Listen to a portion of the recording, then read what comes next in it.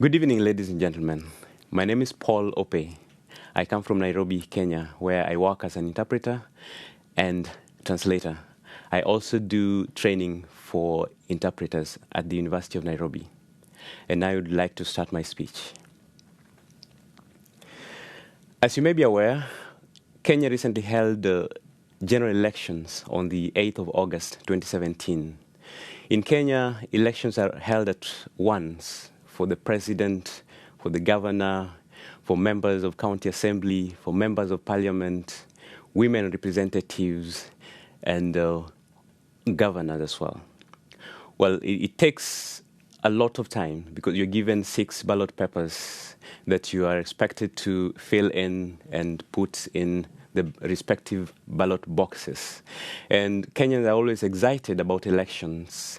It is both it is a period that's both uniting and dividing at the same time, because Kenya, like many African countries, are divided along ethnic lines.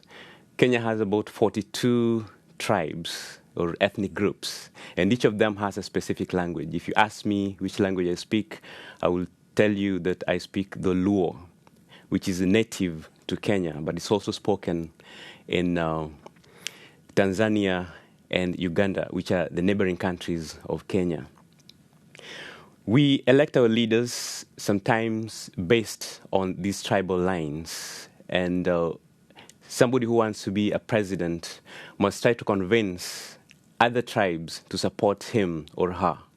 So they come up with coalitions. That's why in the last general elections, we had 2 major coalitions, that of the ruling party and the opposition.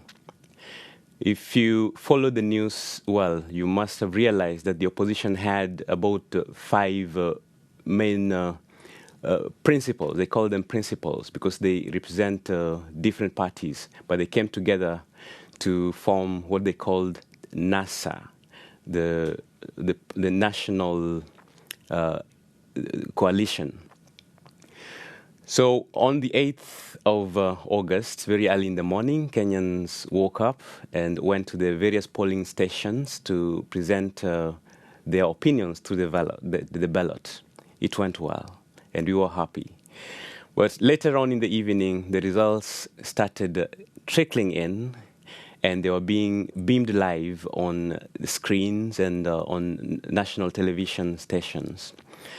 But people got surprised when they started seeing the gap between the leading candidate, who is Mr. Kenyatta, the incumbent president, and his main challenger, Raila Odinga, who is the main opposition candidate. The gap kept widening, and the opposition supporters started losing hope. And word came round, rumors started coming in that the elections had been rigged in. This time, not through the counting as it usually happens, but through manipulation of the system, the servers that were being used by the Electoral Commission. But members of the ruling party were very happy about it. They knew that they were going to win, and by a landslide. Well, at the end of the second day, Mr. Kenyatta was leading by about 1.5 million votes. We had a total of 8.2 million against the opposition leaders' 6.6 million votes.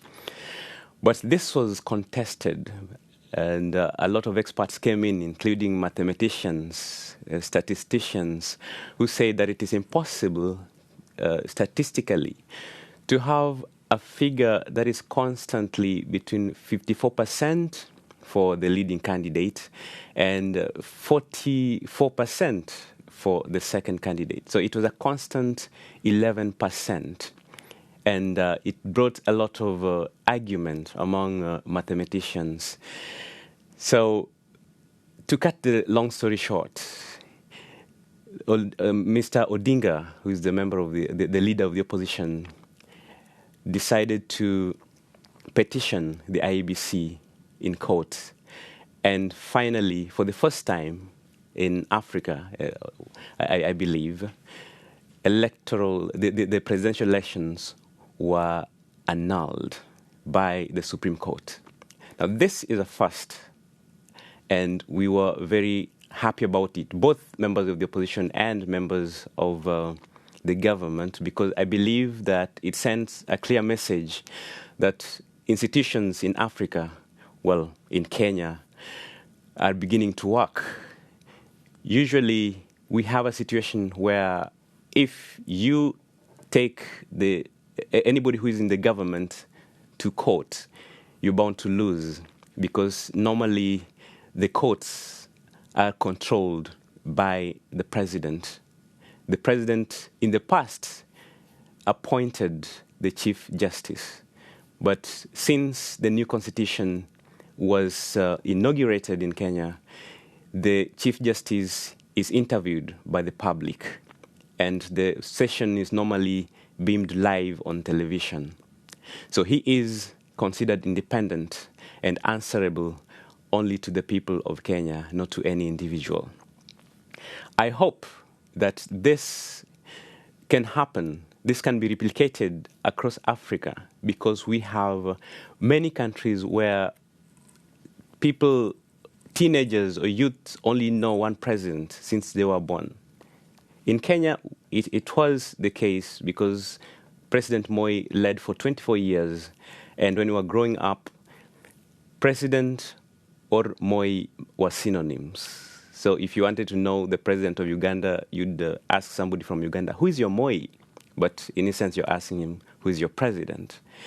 And I hope that countries such as Equatorial Guinea, who have had a president for the last 35 years, Angola, Cameroon, Uganda, Swaziland, Zimbabwe, Burkina Faso, Sudan, Chad, Eritrea, can borrow a leaf from Kenyans and have institutions that can work for them, so that they can have presidents after every few years. Because having somebody in power for more than 20 years grows contempt, because we know that power corrupts, but absolute power corrupts absolutely.